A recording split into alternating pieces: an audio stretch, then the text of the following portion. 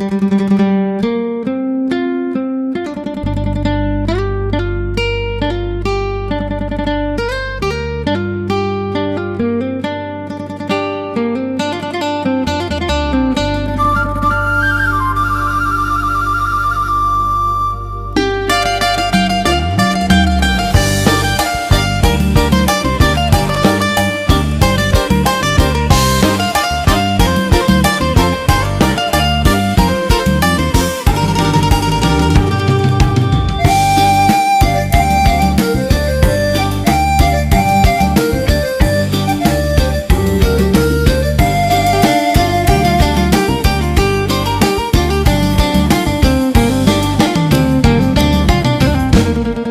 ้ยินคนพูดกันว่าสาวจินสวยที่สุดแต่สำหรับฉันเธอสวยกว่าใครทั้งหมดสาวมองอย่างเธอน่ารักที่สุด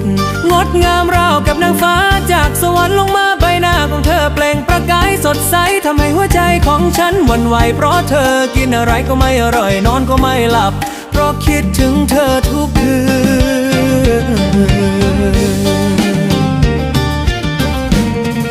นอยากอยู่กับเธอทุกช่วงเวลาอยากอยู่ใกล้ๆข้างกายเธออยากกอดเธอไว้ในอ้อมแขนให้เรารักกันตลอดไป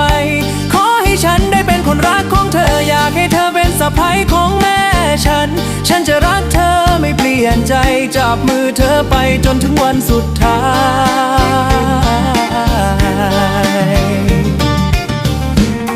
เวลาที่ฉันเห็นเธอยิ้มเหมือนแสงอาทิตย์ส่องมาอย่างอุดเสียงพูดของเธอหวานและมนต์ทำให้หัวใจฉันอยู่ไม่เป็นสุขไม่ว่าเธอจะไปไกลแค่ไหน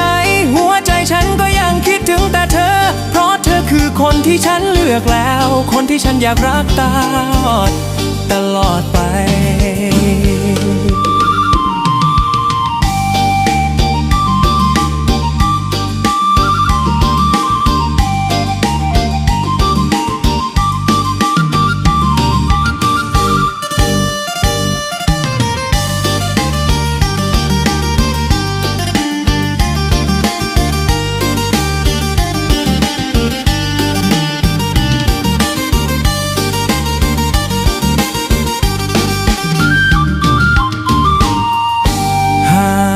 วันหนึ่งเราได้เป็นคู่ชีวิตกันฉันจะรักเธอและไม่เธอลำบากเวลาที่เธอเสียใจฉันจะปลอบโยนเวลาที่เธอเหนื่อยใจฉันจะกอดเธอไว้ทุกเช้าอยากเห็นเธออยู่ข้างกายนั่งยิ้มอยู่เคียงข้างฉันให้เรารักกันจนถึงวันสุดท้ายไม่ใครมาพรากความรักของเราไป